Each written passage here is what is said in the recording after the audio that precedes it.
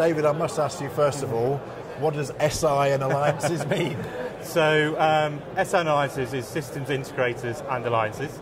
So that's working with some of the largest IT companies in the world, like of IBM, Accenture, CSE, CGI, Fujitsu, and many, many more. But also some interesting sort of new entrants to the market. So likes of Thales, so some of the defence companies who are moving very much into the commercial space. And some of the new entrants such as Agilicis, who very much come out of the local government space, who are looking to expand into different areas. So Virgin Media sees it as an opportunity to work in collaboration with these organisations, either selling with them, selling through them, or ultimately partnering in a different way where they support us in our bids going to market.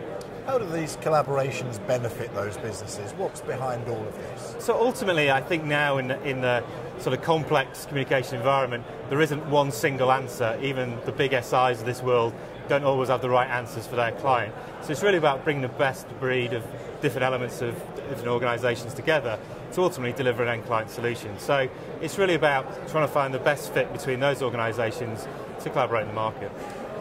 Obviously, the way that the industry has worked has changed year on year and is in constant change. Yeah. Talk us through some of the changes in collaboration between businesses that you've seen, especially over the last 3 years to where we are now. Yeah, I think it's been a real step change. I think organisations have obviously gone from a different way of procuring services. So you've gone from the big, large, outsourced, complex, mammoth deals of maybe 5-10 years ago to areas where organisations are doing tower procurements.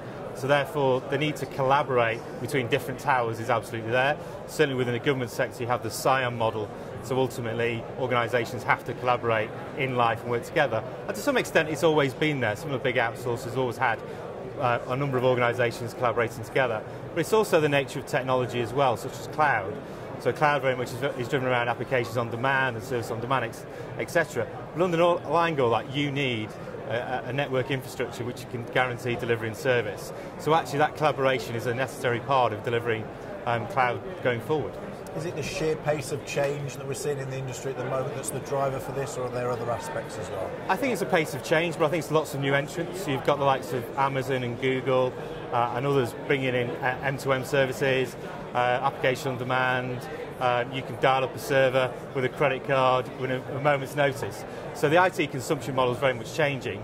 And whilst large corporates may not choose to hand off their IT to Google quite yet, what they do want is change the consumption model. So they want an on-demand model, they want flexibility, they want the ability to dial services up and down, and actually how they pay for services is changing too. So price per user, infrastructure as a service is absolutely where the market's going. What advice would you go and give to businesses who are looking to collaborate with others and create these networks? How do you find other partners that would complement you? What are the stages that you have to go through? I think you have to really do some careful analysis in terms of your capability and the overlap with potential partners, and look to try and create the win-wins.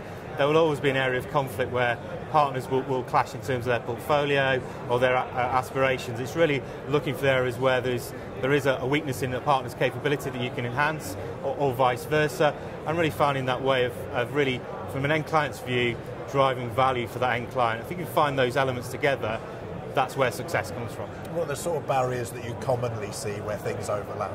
I think there's a lot of overlap in maybe a number of traditional areas. So some of the areas in terms of, for the system integrator, for example, in terms of where IT meets communications is always the link. So beyond the LAN, etc., becomes a complicated area about who owns the control of IT. But equally, SI organisations, IT organisations themselves are trying to move up the value stack more into applications, into business process and other areas. So actually there are less areas of conflict perhaps there were 3 years ago. What have you seen as the impact on the culture within these businesses? Has there been a change in the way that the businesses actually run and operate and people work? No, absolutely. So I think there's a number of factors in. I think there's a wider change in terms of where IT spend's coming from. So I saw a stat the other day that said, probably 5 years ago, 90% of the IT spend sat within the CTO or CIO function. Now that's down to maybe 30%, and by 2018 it's expected to be less than 10%. So the retail director, the marketing director, whoever, is actually spending money on IT for functional delivery of their core services to their clients. and therefore it's really changed what was an internal function into really a business driving function around IT spend. And therefore, where you engage and how you engage is very much changed because of that dynamic within the organisation. Well, it's been a fascinating conversation. If we're going to be looking ahead to next year, if we're sat here again, do you think there'll be the same themes that we're talking about, or do you predict some changes ahead for the next 12 months?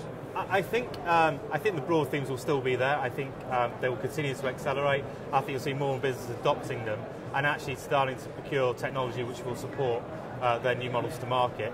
I think also we might see a resurgence of some of the larger outsourcers in the market that have been a bit dormant for a while, and that's really driven out of the need of central government and other areas like that having to cut costs and drive things out. So I think people who say that a big outsource is dead is not quite true, but I think there'll be a mix of some quite large transactions and also some more multi-towered, multi-vendor type approaches. Well, David Hogan from Virgin Media Business, thank you for joining us. Thank you.